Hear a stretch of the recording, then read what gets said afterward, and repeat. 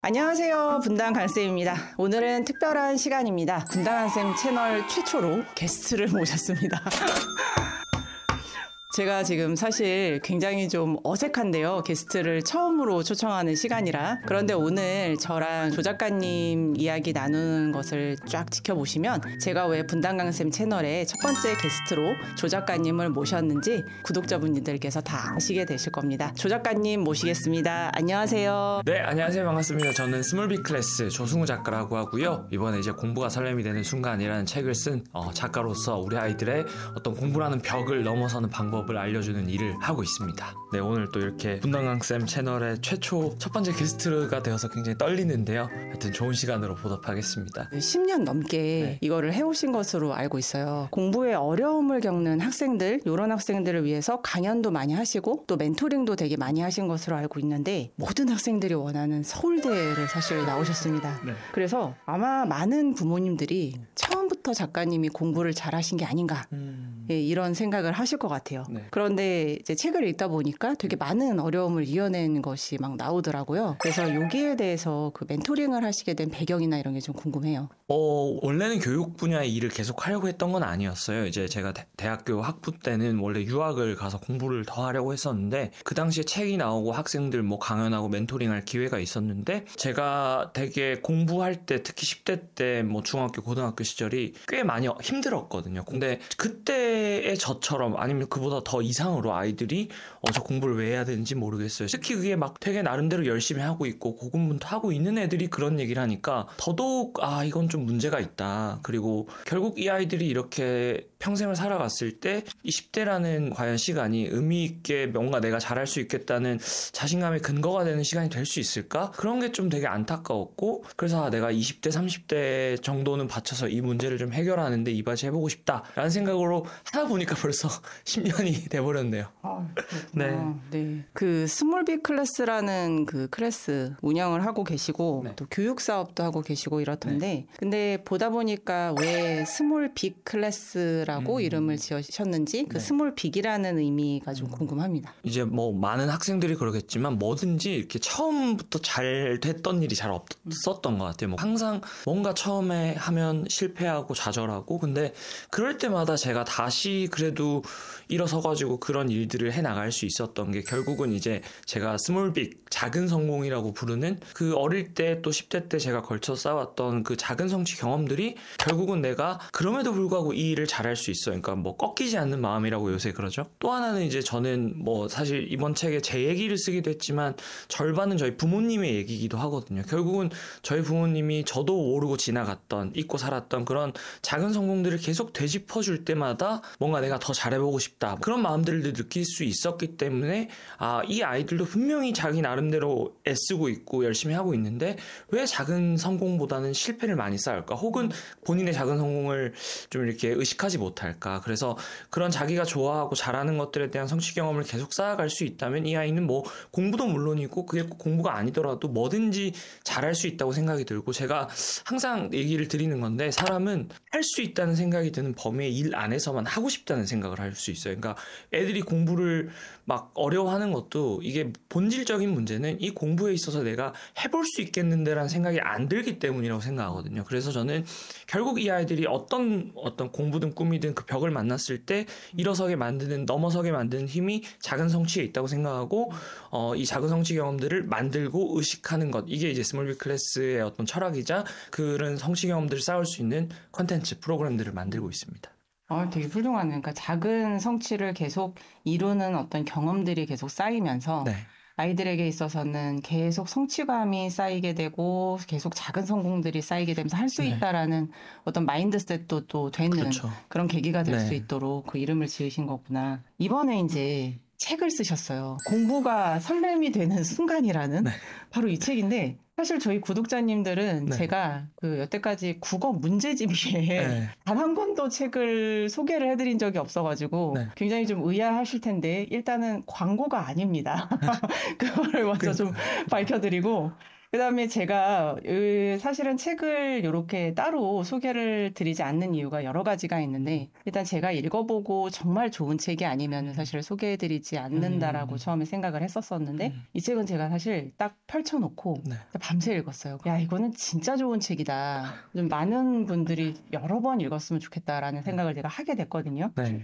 책을 읽으면서 제가 이런 내용을 봤어요. 처음에 이제 교육 사업을 시작하셨을 때 네. 사실 굉장히 또 어린 나이에 시작을 하셨잖아요. 그래서 어려움이 있으셨다라는 내용이 있었고 네.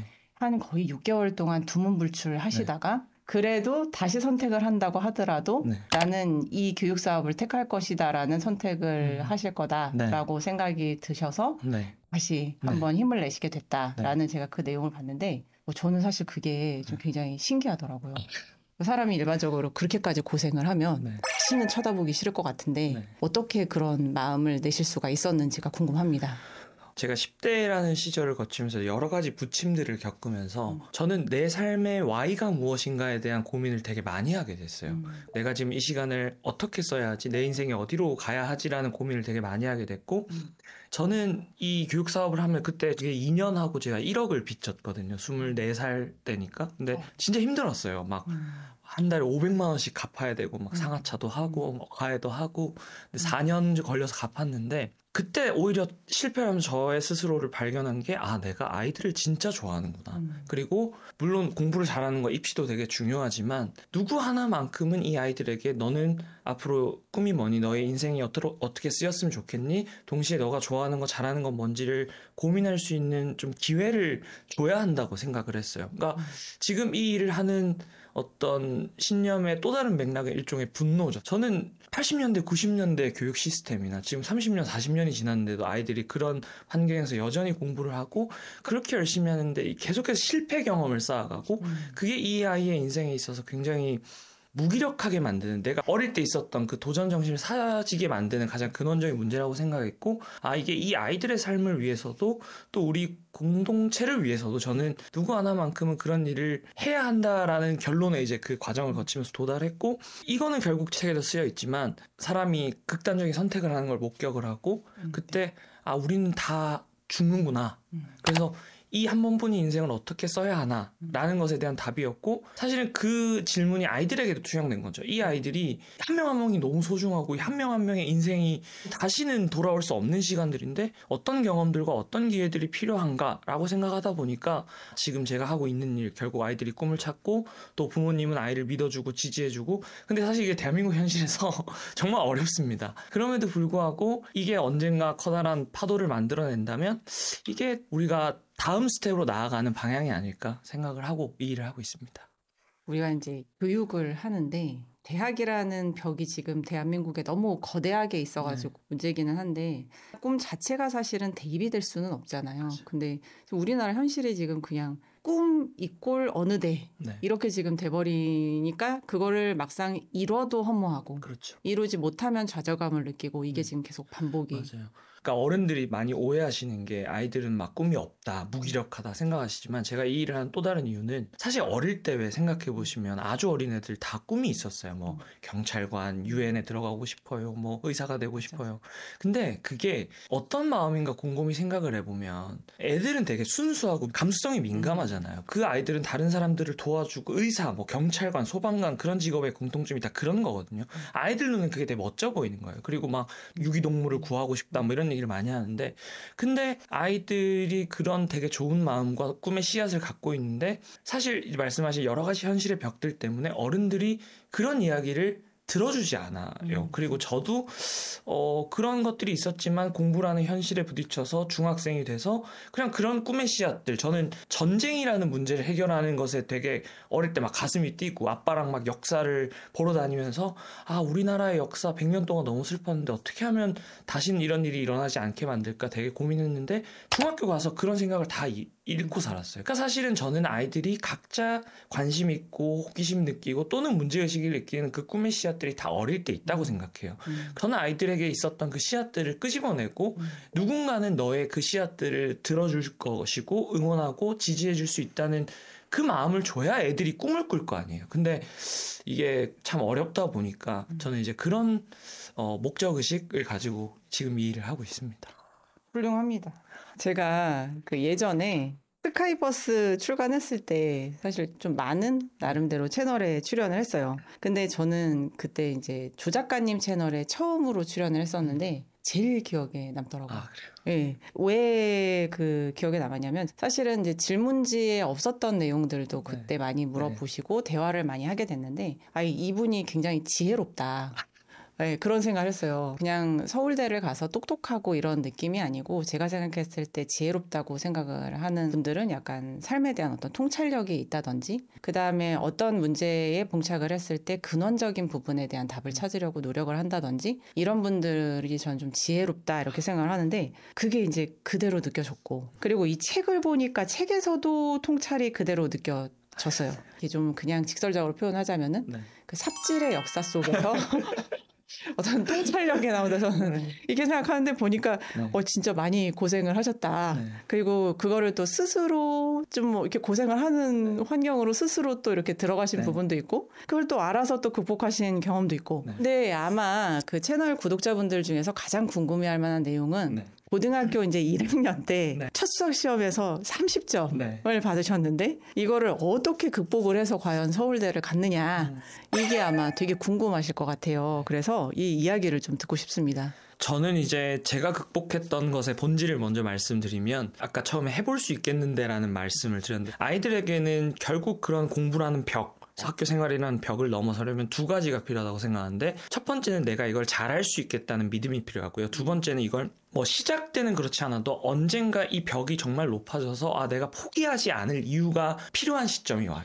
그때는 내가 이걸 왜 해야 하는지를 분명히 아는 사람만이 저는 그 벽을 넘어설 수 있다고 생각하는데 제가 그 두 가지 답을 찾았던 좀 과정을 이제 말씀드리면 말씀하신 것처럼 제가 첫 수학 시험에서 30점을 받고 그게 배치고사였어요. 근데 그게 정말 열심히 안 해서 나온 점수가 아니라 중3에서 고1 올라가는 겨울방학에 2달 동안 하루에 수학만 10시간을 공부를 했어요.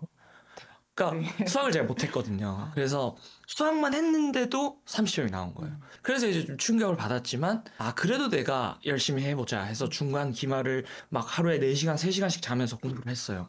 기숙사에서 막 정말 밤새 가면서 했는데도 5등급이 나온 거예요. 그래도 내가 한 2등급은 나오겠지 생각했는데 근데 그때 뭘 느꼈냐면 진짜 죽어라 해도 내가 안 되는 게 있구나. 저는 이게 아이들이 공부를 포기하는 시점에 다 같이 가진 마음가짐이라고 생각하는데 저도 그래서 그 중학교 때 누군가 극단적인 선택을 하는 걸 목격했던 거 사실 그것도 이제 묵혀놓고 그냥 모른 채 지나갔죠. 근데 그때 충격과 도저히 해도 안 되겠다라는 생각이 결합되면서 제가 이제 고1 여름방학에 정신과에서 우울증 좀 중증 진단을 받고 3개월 동안 이제 약을 먹고 치료를 했어요. 그러면서 처음으로 내가 꿈이 뭐지? 나는 왜 해야 되지? 이런 질문을 던졌고 사실 굉장히 힘든 시간이었어요. 근데 일단 그걸 극복할 수 있었던 첫 번째 발판은 제가 그 우울증 진단을 받았을 때 어머니가 거의 매일같이 밥상을 이렇게 차려놓고 편지를 이렇게 써놓고 나가셨어요. 나는 네가 지금 당장 뭐 공부를 안 해도 상관없고 뭘 해도 상관없으니 그냥 나는 너를 믿고 기다릴 준비가 되어 있고 언제든지 엄마의 도움이 필요하면 얘기를 해. 이런 편지를 매일 써놓고 나가셨어요. 그러니까 제가 그때 느꼈던 마음은 내가 정말 세상 사람들이 내가 노력하고 있고 고군분투하는 걸 몰라준다고 생각했는데 우리 엄마만큼은 그 마음을 인정해주고 있구나. 그러니까 누군가 나를 믿고 인정하고 있다는 그 마음이 저는 사람이 딱 그런 사람 한 명만 있으면 정말 다시 일어설 수 있다고 생각하거든요. 그래서 이제 치료를 받고 엄마가 매일 그렇게 정성스럽게 써주는 편지를 보면서 진짜 내가 끝인 줄 알았는데 끝이 아니구나 라는 생각을 조금 하게 됐고 두 번째로는 그러면서 여러 가지 위인전들 막 책을 다시 보면서 그때 제가 깨우침을 하나 딱 얻었던 거는 위인들도 보면 되게 막 우리는 성공한 모습, 우리 눈에는 그 사람의 성공한 모습만 주로 보이거든요. 근데 다시 보니까 이제 그 전에 안 보이던 것들이 보이기 시작했고 그게 그들도 나처럼 똑같이 실패하고 힘들었던 과정이 있었구나. 그러니까 마치 성공한 사람과 나를 동일선에 놓고 비교하면 그거는 공정한 비교가 아니구나라는 걸 좀 깨우쳤어요. 그러면서 내가 실패한 게 아니다. 그냥 아직 못 간 것뿐이다 라는 걸 깨달았고 또 하나는 이제 그러면서 처음으로 내 공부해야 되는 이유를 고민했고 내가 전쟁이라는 문제를 해결하기 위해서 외교관이 돼서 이런 일들을 해야겠구나. 근데 내가 만약에 공부를 못해서 혹은 내가 똑똑하지 못해서 내가 뭔가 외교관이 됐는데 의사결정 잘못하면 오히려 안 되는 이만 못한 거잖아요. 그러니까 공부에 대한 책임감을 느꼈어요. 근데 이게 부모님들이 되게 좀 잘 생각해 봐 주셨으면 좋겠는 게 대한민국의 학생들 중에 저는 모든 학생들이 다 공부를 잘하고 싶어 한다고 생각해요. 왜냐하면 다 초등학교 때부터 공부 잘하는 학생들이 어떤 시선으로 사람들이 보고 또 인정받고 그러니까 그런 마음이 다 있다고 생각하거든요. 근데 또 한편으로는 대한민국의 학생들은 아이러니하게도 공부를 하겠다는 선택을 한 적이 단 한 번도 없어요. 왜냐하면 초등학교 때 당연하게 공부를 했고 왜냐면 학생이니까 공부를 하는 거죠. 근데 이제 그때는 막 공부라는 게 나름대로 새로운 걸 배우고 즐거운 거였는데 중학교, 고등학교 가면 이건 힘들고 어려워지는 거잖아요. 평가를 봐야 되고 경쟁에 살아남아야 되고. 근데 아이들은 단 한 번도 내가 잘하고 싶은 마음이 있지만 동시에 이걸 왜 해야 된다는 선택을 한 적이 없는 거죠. 저는 그 고1 때 그 두 가지 그 힘든 시간들이 오히려 첫 번째로는 내가 잘해볼 수 있겠다라는 믿음을 줬고 두 번째는 이걸 내가 선택하게 된 거죠. 그러니까 꿈이라는 게 저는 본질이 아니라 결국 내가 특정 시점에 그 질문을 회피하지 않고 그거에 대한 답을 찾아서 이걸 내가 해야겠다라고 선택을 했는데 그 선택이 저를 어떻게 하게 만들었냐면 몰입하게 만들었어요. 그 전까지는 정말 매번 조급하고 불안한 마음으로 공부를 했죠. 그러니까 책상 위에 책이 맨날 쌓여 있어요. 근데 내가 이제 진짜 잘해야겠다 생각하고 왜 해야 되는지를 알고 동시에 조금 더 멀리 보게 된 거죠. 그러니까 숲을 보게 된 거예요. 아, 내가 지금 뭐가 부족하지? 근데 저 목표까지 가려면 뭐가 필요하지? 그러면서 사람들한테 도움도 되게 많이 구했어요. 친구들, 선생님들, 선배들한테 지금 내 공부 플래너 현황이 이러한데 도대체 뭐가 부족한 거야? 얘기를 좀 해줘. 수학 잘하는 애한테 가서 물어보고 뭐 영어 잘하는 선배한테 가서 물어보고 그렇게 문을 두드리니까 길이 보이더라고요. 그래서 저는 그때 이제 퀀텀 점프를 했고 그게 고1 여름방학이었고 고2 5월 달에 이제 모의고사를 봤는데 처음으로 이제 전국 11등을 했어요. 그래서 우리는 사실 방법 막 뭐 어떤 교재 어떤 학원이 중요하냐 생각했지만 사실은 본질은 그 공부를 하는 학생에게 있어서 그 사람의 마음이 어떠한가. 결국 그 사람이 성장을 해야 공부는 똑같지만 그전에는 공부가 되게 크고 내가 공부를 소화하는 내가 이렇게 작았다면 내가 이렇게 성장해야 공부라는 벽이 오히려 낮아질 수 있고 넘어설 수 있구나라는 거를 좀 깨닫게 됐던 것 같아요. 우리들은 뭔가 특별한 막 비법이 있을 거라고 또 그렇게 생각을 하지만 내가 어떤 마음으로 해야 되는지에 대한 가장 기본적인 마음가짐부터 다시 한번 점검을 해보고 그렇죠. 그리고 그 점검을 해보는 과정에서 나의 문제점, 취약점 이런 것들이 다 발견이 되고 또 도움을 적극적으로 또 받게 되면서 이제 어려움들을 극복해 나가시는 그런 방법으로 가셨네요. 그래서 그러니까 이제 연결되는 얘기인 것 같은데 결국에는 지금 점수를 올리신 거나 그다음에 책에서도 비슷한 얘기가 있어요. 대입에서 성공적인 결과를 얻어낸 애들의 어떤 공통점, 성공한 사람들의 공통점이 의외로 어떤 믿음이라는 거에서 공통점들이 발견된다. 이제 이런 얘기하고도 지금 말씀해 주신 내용이 다 연결이 되는 것 같은데 그 믿음이라는 부분이 지금 중요하다고 보시는 거죠? 네. 제가 이제 유튜브를 하면서나 책을 쓰면서나 이제 소위 뭐 공부를 잘했던, 원래도 잘했던 혹은 뒤늦게 공부를 시작해서 성적 급상승을 한 학생들을 인터뷰를 했는데 정말 하나같이 제가 어떻게 성적 급상승을 만들어낼 수 있었습니까? 물어봤을 때 시작할 때는 내가 지금은 못하지만 잘할 수 있을 거라는 믿음이 있었어요 라고 얘기했어요. 그러니까 이게 사람이 내가 이걸 1%라도 할 수 있다, 이건 뭔가 해볼 수 있겠다는 생각이 들고 뭔가 기대가 들어야 갈 수 있는 거거든요. 그걸 도전해볼 수 있는 거거든요. 반대로 이 얘기는 뭘 의미하는 거냐면 아이들이 왜 초등학교 때는 그렇게 어릴 때는 잘했는데 막 나름대로 열의를 갖고 했는데 점점 이제 중학교, 고등학교 가면서 마치 이게 약간 오징어 게임처럼 낙오자들이 생기잖아요. 왜 이런 현상이 일어나느냐고 곰곰이 돌이켜보면 특히나 그걸 어릴 때 열심히 하고 막 선행도 많이 하고 학원도 열심히 다녔던 애들일수록 그런 경험을 많이 해요. 저도 그런 경험이 있어요. 예를 들면 6학년 때 처음으로 이제 선행하는 수학 대형학원을 갔는데 와 진짜 30명이 수업을 듣고 있는데 저 혼자만 이해를 못하는 거야. 나는 나름대로 막 열심히 집중도 하려고 하고 숙제도 하는데 매번 실패 경험을 쌓는 거예요. 그러니까 내가 이거를 잘할 수 있을 거란 생각이 안 들고 그러니까 당연히 잘하고 싶다는 생각도 안 드는 거죠. 공부 저 왜 해야 되는지 모르겠어요. 이런 얘기를 하고 그 앞단의 본질에는 항상 이 아이들의 원래는 있었던 해볼 수 있겠는데라는 생각이 어느 순간 그 벽을 만나면서 없어진 거고 사라진 거고 너희도 잘할 수 있다라는 생각을 어떻게 하면 스스로 좀 만들어 갈 것인가. 그게 우리 어른들이 아이들에게 주어야 할 가장 중요한 가치가 아닌가 생각합니다. 굉장히 중요하신 말씀인 거예요.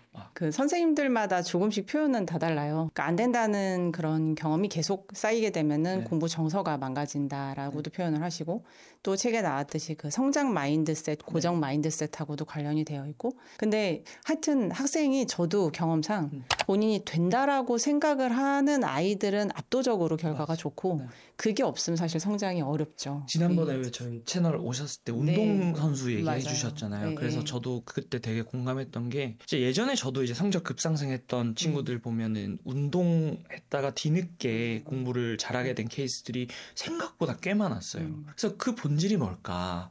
여러 가지를 생각해 봤는데, 일단 첫 번째는 당연히 운동에서 요구되는 능력과 공부에서 요구되는 능력은 분명히 공통 분모가 있어요. 그게 첫 번째. 네, 맞아요. 근데 두 번째가 저는 더 중요한 본질이라고 생각하는데, 운동으로 이미 어느 정도 성과를 거둬본 애들은 내가 운동을 해보니까 이렇게 노력하고 이렇게 해보니 이런 결과가 나온다는 데이터가 있잖아요. 그러니까 공부를 할 때도 그냥 내가 이만큼 이렇게 노력하면 이렇게 될 거라는 결과가 기대가 되는 거예요. 그러니까 몰입을 하고 안 돼도 될 거라는 믿음을 가지고 하는 거죠. 그리고 이제 또 다른 세 번째는 최근에 이제 깨달은 건데, 결국 내가 운동은 지금 뭐 부상 때문이든 성과가 안 나왔었든 이걸 그만두지만, 그럼 내가 그만큼 잘할 수 있는 걸 찾아보고, 그래서 내가 이걸 공부를 해야겠어 선택을 한 거잖아요. 맞아요. 그러니까 그냥 관성대로 해왔던 애들과 이 아이들은 선택을 하고 내가 이걸 꼭 해내야겠어라고 정말 딱 마음을 먹고 시작하는 거는 전혀 다르다는 거죠. 다르죠. 그게 저는 어떤 또 다른 그런 결과를 만들어낸 본질이 아니었나 생각해요. 그렇죠. 사실 자기가 선택을 하는 게 되게 중요하죠. 네. 작은 성취를 기록해둔 그 스몰 빅이라는 노트가 나오더라고요. 그게 되게 인상적이었어요. 그래서 이 노트를 통해서 실제로 작가님은 어떤 변화가 있으셨는지가 궁금합니다. 일단 이 노트라고 하는 뭐 기록을 처음에 제가 했던 건 아니었고요. 저희 어머니가 하셨던 건데 저도 몰랐어요. 근데 이 일화가 있는데, 사실은 공부도 어려웠지만 어릴 때부터 친구 관계가 되게 어려웠어요. 그래서 4학년 때 반장 선거를 나가는데 2표를 받았고, 심지어 그중에 한 표는 제가 이렇게 쓴 거였고, 고등학교 때 1학년 때도 기숙사 생활했는데 8명이 3방 쓰는데 혼자서 늘 외동이었기 때문에 혼자 지냈고, 공부에 대한 스트레스가 되게 심해서 그때 친구들 사이에 갈등이 되게 심했어요. 그러다 보니까 이제 항상 제 마음속에는 나는 친구들이 별로 좋아하지 않는 사람, 뭔가 그런 꼬리표 같은 게 있었어요. 그래서 그걸 좀 되게 떼고 싶었고, 뭔가 이거를 극복해내야겠다. 그러다가 2학년 때 정말 뜬금없이 학생회장에 출마를 했어요. 그래서 그때 당시 룸메이트였던 그 서울대 쌍둥이 친구도 본인 채널에서 정말 자기는 얘가 왜 출마했지? 라고 얘기할 정도로 정말 그런 상황이었는데, 그래서 저한테 모든 사람들이 안 될 거라고 얘기했어요. 왜냐하면 그때 출마했던 애들이 저 말고 3명 있었는데 다 공부 잘하고 인기 많고 정말 쟁쟁한. 근데 저도 이제 바보가 아니니까 엄마한테 전화를 해서 나 이제 포기해야 될 것 같아 라고 얘기를 했는데, 어머니가 그때 이제 저한테 잠깐 기다려봐 하면서 뭘 가져와서 읽어주셨는데, 그게 이제 제가 어릴 때부터 이뤄왔던 아주 작은 성취들, 그러니까 뭐 딱지치기 대회 상 받은 거, 뭐 중학교 올라가서 처음 시험 잘 봤던 거, 혹은 뭐 초등학교 3학년 때인가 수학인가 과학인가 단원평가를 30점대 받아왔는데 다음 시험에서 한 8.9점 올랐거든요. 그러니까 그런 거를 이제 다 기록을 해놓으시고 저한테 얘기를 해주셨어요. 그러면서 하신 말씀이, 분명히 방금 내가 얘기해줬던 것들 다 그때는 어렵고 힘들고 할 수 있을까 싶었던 일들인데 결국 너 다 해냈잖아. 그러니까 이번에도 네가 방법을 찾고 노력을 하면 될 수 있지 않을까? 근데 그러니까 이게 앞에서 얘기했던 믿음이라는 건데, 진짜 해볼 수 있겠는데라는 생각이 들어요. 그러니까 방법이 보이더라고요. 그 방법이 이제 그 TV에서 오바마 대통령이 연설을 잘해서 이제 대통령까지 되는 걸 보면서 나한테 유일한 방법은 저거다. 그래서 이제 교보문고 가서 세계 명연설집이라는 책을 한 10권 사서 한 달 동안 이제 연설을 쓰고 막 수백 권을 반복해서 연습을 했죠. 그렇게 연설하는 날 당일이 됐고, 제가 마지막 순서였는데 아직도 그 순간이 잊혀지지 않아요. 정말 저한테 다 안 된다고 했던 사람들이 듣고 있는 그 500명이 듣는 자리에서 제가 되게 떨면서 했지만 연설이 끝나고 다 정말 선생님 친구들 기립박수를 쳐줬고, 500명 중에 한 5명 지지 받았던 제가 200표 넘게 받아서 이제 당선이 됐어요. 그래서 그때 엄마가 나에게 그 얘기를 해주지 않았더라면, 그리고 엄마가 그걸 기록해놓지 않았더라면, 그 학생회장의 경험이 예를 들면 저한테는 지금의 저에게 또 다른 성취 경험이거든요. 예를 들면 사업 망했을 때도 그 어려운, 맞아, 그 학생회장 내가 해냈었지, 지금도 내가 안 되지만 다시 한번 할 수 있지 않을까? 평생을 살아가는 믿음의 근거가 되는 거죠. 그래서 이제 그때부터 저도 제가 이렇게 성취했던 것들 기록을 하기 시작했고, 공부라는 거에서 이게 되게 중요하게 생각하는 게 예를 들면 두 가지 얘기를 드리고 싶은데, 첫 번째는 재수나 삼수한 친구들, 네. 현역 때 실패하고 그 학생들한테 제가 이제 공부 왜 실패했던 거 아니야 현역 때 물어봤더니 그 친구들이 한 얘기가, 자기는 매일 열심히 하는데 플래너에 동그라미보다 X가 그러니까 열심히 하는데 매일 실패 경험이 쌓이는 거죠. 왜냐면 이제 근본적인 이유는 당연히 내가 잘하고 싶은 마음이 크니까, 오히려 막 조급하니까 막 계획은 거창하고, 매일 X표가 쳐지니까 하면서도 실패 경험이 쌓이는 거예요. 네. 두 번째가, 이게 저는 우리가 게임을 좋아하는 이유가 내가 열심히 한 만큼 뭔가 아웃풋이 나오잖아요. 레벨이 오르고 피드백이 오르고. 근데 수학이 싫고 재미없는 애들, 결국은 포기하는 시점에 내가 아무리 시간과 에너지를 투입해도 내 수학 실력이 나아질 거라는 기대가 안 들기 때문이거든요. 네. 근데 이게 뭐 점수가 반대로 내가 열심히 했는데 점수가 오르잖아요. 그런 애들은 정말 부모님이 잠 좀 자라고 해도 애들이 공부를 해요. 맞아요. 그게 내가 이만큼 결과가 나올 거라는 기대가 있거든요. 근데 점수라는 결과까지 얻기에는 많은 벽들이 존재해요. 그러면 결국 내가 지금 나아지고 있는 느낌을 스스로 의식적으로 찾아야 되고, 그게 꼭 점수가 아니더라도 내가 지난주에 비해서 이번 주에 나아진 거, 예를 들면 순수한 공부 시간이 좀 늘었네, 또는 내가 한 시간에 뭐 영어 단어 50개 외우던 게 지금 한 70개를 외우네, 나아지는 느낌을 스스로 의식을 해야 계속해서 이걸 해나갈 수 있는 동력을 얻을 수 있다고 생각하거든요. 그런 점에서 저는 이 작은 성취 경험을 학생들 스스로도 의식하고, 동시에 부모님들도 결국 이 아이의 못하고 있는 점이 아니라 나아지고 있는 점을 짚어주고 이야기해주고 피드백해줘야 이 아이가 더 잘할 수 있는 마음이 생긴다라고 생각합니다. 스몰 빅이네요, 정말. 그렇죠. 예. 어머니가 그 작은 성취들에 대한 거를 읊어주시고 읽어주시면서 네. 결국에는 도저히 불가능할 거라고 생각했던 그 전교회장에서 이제 그렇게 당선이 되는 엄청난 큰 결과로 이제 이렇게 이어지게 되는 건데, 근데 지금 이 말씀들을 제가 이렇게 쭉 듣다 보니까 사실 아이들의 역할도 물론 중요한데 부모님 역할이 엄청 중요하겠다라는 생각이 들고, 그다음에 어머님이 정말 훌륭하시다. 저 자신을 지금 돌아보는, 나는 우리 딸에게 지금 무엇을 해주고 있는가. 그냥 열심히 놀고만 있는데 딸과.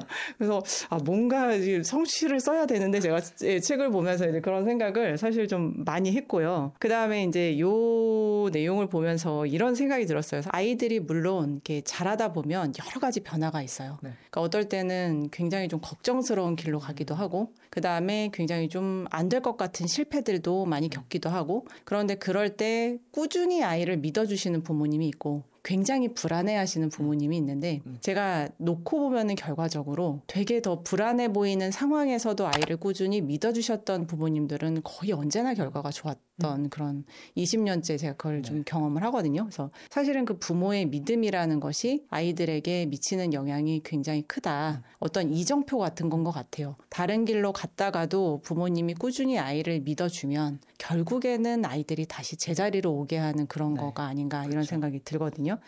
그래서 그 부모님의 믿음, 아이들한테 어떤 영향을 미쳤는지, 그리고 어떻게 영향을 준다고 생각하는지, 그게 좀 궁금해요. 저희 부모님 얘기를 하기 전에 아이들의 입장에서 생각을 해보면, 저는 아까도 말씀드렸지만 아이들은 누구나 잘하고 싶은 마음이 있어요. 이게 어른들과의 관점이 좀 다른 건데, 부모님들은 우리 애가 공부를 하기 싫어한다고 생각하고 공부에 대한 의욕이 전혀 없다고 생각하지만, 저는 아이들을 만나보면 누구나 다 잘하고 싶은 마음이 있어요. 그러면 여기서부터 뭐가 달라지냐면, 예를 들면 이제 저희 어머니도, 제가 뭐 공부도 그렇고 사업 실패했을 때 이제 어머니가 약간의 투자를 하셨어요. 저희 집 형편이 그렇게 넉넉지 않은데도. 왜냐면 저도 돈이 없으니까 사무실 보증금하라고 돈을 주셨는데, 그때도 항상 왜 엄마는 저에게 뭐 공부도 그렇고 사업도 그렇고 잘하고 있는지, 잘 되고 있는지를 묻지 않았어요. 제가 왜 안 물어봤냐라고 물어봤거든요. 그랬더니 그러더라고요. 야, 너도 네 나름대로 잘하고 싶어 할 거고 애쓰고 있고, 그래서 네가 고민을 해도 나보다 더 많이 할 거고, 스트레스를 받아도 네가 더 많이 받을 텐데 거기에 고민 스트레스 하나 더 보태서 뭐 하겠어. 그냥 애쓰고 있는 거 아니까 그냥 믿고 기다리는 거지. 잘 좋은 결과가 나오면 얘기해 줄 거니까. 그러니까 뭔가 내가 잘하고 싶어 한다라는 마음을 되게 인정해 주셨던 거, 그리고 그게 결국은 그 사람으로 하여금 정말 더 잘하고 싶다, 동시에 뭘 느낀다고 생각하냐면, 저는 심리적 안전감을 느낀다고 생각해요. 내가 이 뒤에 진짜 이거 내가 못하면 내가 죽을 수도 있어. 낭떠러지야 라고 생각이 들면 오히려 더 그 일이 회피하고 싶어지는데 내가 그래도 비빌 언덕이 있고 심리적인 안전지대가 있다라고 생각이 들면 그래도 한번 해보자 생각이 들거든요. 뭔가 나마저도 나를 못 믿을 때 항상 안 될 이유보다 해낼 이유를 찾아주셨던 사람이었고 예를 들면 제가 반장 선거에서 2표 받고 왔을 때 어머니가 제가 다시는 이 반장 안 한다 얘기했는데 제 손을 이렇게 잡고 드디어 2명의 친구들이 너를 인정해주기 시작했어. 네. 얘기를 해주시더라고요. 완전 긍정이네요. 네. 그렇구나. 네. 그리고 사업 망했을 때도 이제 저한테 질문하셨어요. 어머니가. 너 그때 참 힘들었는데 다시 돌아가면 그 일 할 것 같아 라고 해서 제가 아까 뭐 말씀드렸던 그런 이유로 난 할 것 같아 라고 얘기했더니 그래 그때로 돌아가도 나는 똑같이 너에게 투자할 거야 라고 얘기하시더라고요. 그러니까 제가 아까 선택이라는 걸 얘기 드렸잖아요.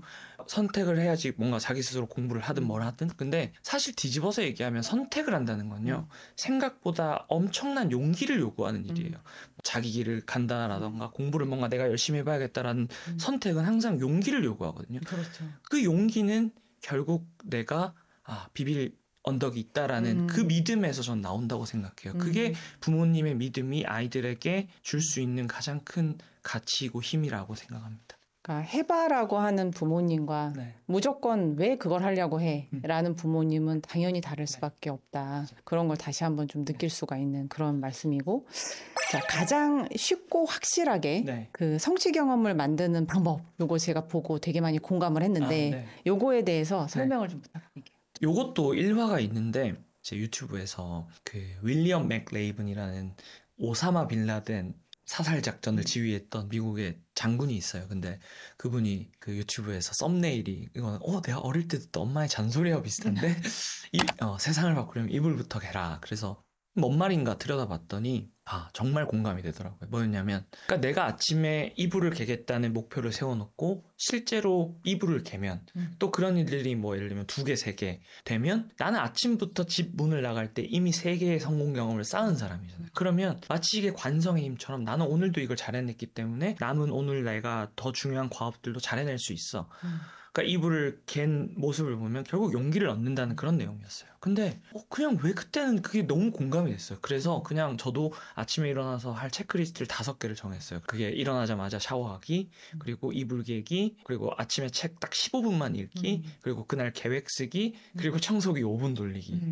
근데 그거를 처음에 다 5개도 그것도 못했어요. 근데 시간이 지나고 그 5개, 4개를 하다 보니까 어느 순간 제가 더 큰 일, 그전에는 엄두도 못 냈던 또 다른 일을 뭐 학교에도 다시 가고 수업을 듣고 또 내가 앞으로 어떤 일을 하지 다시 고민을 하기 시작하더라고요. 그러면서 이 작은 일에 성공을 쌓아나가는 게 결국은 내가 다시 큰 일로 가는 힘이구나. 아이들의 공부 습관을 잡아줄 때 부모님들이 항상 되게 거창한 거, 큰 거에서부터 시작을 하시는데 저는 결국은 애들 입장에서는 이거 별거 아니네? 이건 해볼 수 있겠는데 라는 생각이 들어요. 시도를 해요. 그래서 제가 항상 얘기를 드리는 게 3가지 정도 아주 쉬운 일만 체크리스트를 만들어서 성취 경험을 쌓게 해봐라. 그게 뭐 대표적으로 이불 개기. 실제로 이거는 제가 1년 동안 거의 1000명의 학생들과 저희 하는 프로그램에서 일종의 임상을 해봤는데 정말 아이들이 그 작은 걸로부터 그 습관을 만들어가는데 이게 어떤 원리냐면 반대로 생각해보는 거죠. 해야 될 공부가 10개가 있어요. 그러면 이 10개를 하나하나 다 하려고 하면 서로 되게 힘들고 스트레스를 받아요. 근데 이 일은 마치 도미노처럼 해나갈 수 있게 상황을 만들어줘야 되는 건데 예를 들어서 체크리스트를 쓰는 것 그래서 뭐 거기에 이불 개기 뭐 물 마시기 아주 작게 시작을 해요. 근데 그게 습관이 되잖아요. 그러면 거기에 예를 들면 플래너 쓰기라는 하나의 또 다른 목표를 넣을 수 있을 거예요. 근데 플래너를 쓰고 플래너를 실천한다는 건 뭐예요?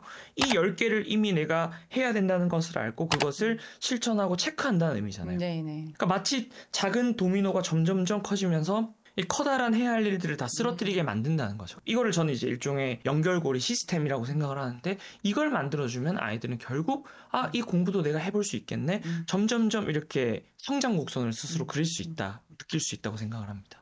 이게 사실 다 연결된 거예요. 공부 습관 잡기 전에 먼저 생활 습관부터 잡으라고 늘 말씀드리고 사실 아까 운동하는 아이들이 공부 결과가 좋은 거는 그 공부 정서가 물론 망가지지 않았다는 것도 있지만 이 친구들은 거의 생활 습관에는 문제가 없다라는 부분들도 있는 거거든요. 그러니까 다 연결되는 개념이다. 그리고 저도 그래요. 저도 이렇게 어떤 일을 해나갈 때 답이 안 보이고 막막하면 그냥 내가 할 수 있는 가장 기본적인 것부터 충실하게 하자. 그래서 제 시간에 일어나고 그리고 제 시간에 씻고 이런 것부터 다시 점검을 하거든요.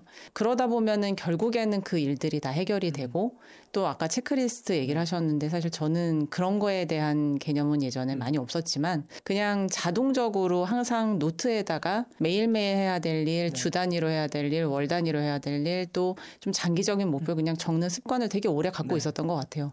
근데 그거를 계속 체크를 하다 보면 내가 뭘 놓쳤고 뭘 해야 되는지를 계속 확인을 하기 때문에 결국에는 이제 기간이 지나놓고 보면은 다 이뤘다라는 거 확인할 수가 있는 같은 이야기예요, 그렇죠? 그러니까 체크리스트랑 플래너가 또 어떤 의미에서 되게 중요하냐면 어릴 때 습관을 잘 잡아줘서 결국 뭐 공부를 잘했던 그 부모님들이 일관되게 강조한 게 계획 세우는 거였어요. 그리고 계획을 어디 쓰게 했어요. 근데 저는 어떤 측면이 있다고 생각하냐면 성취 경험은 눈에 보여야 돼요. 시각화가 되어야 하거든요. 근데 아이들이 체크리스트를 그걸 되게 처음에는 막 하다가도 자연스럽게 왜 하게 되냐면 본인 눈에 보이거든요. 내가 지금 마치 게임처럼 레벨업하고 나아지는 게 보이거든요. 성취가. 저는 그 어떤 성취감을 느낄 수 있게 만드는 일종의 기재, 도구 이런 것들을 아주 쉬운 것부터 활용해 나가시는 것이 굉장히 큰 효과를 줄 수 있다 생각합니다.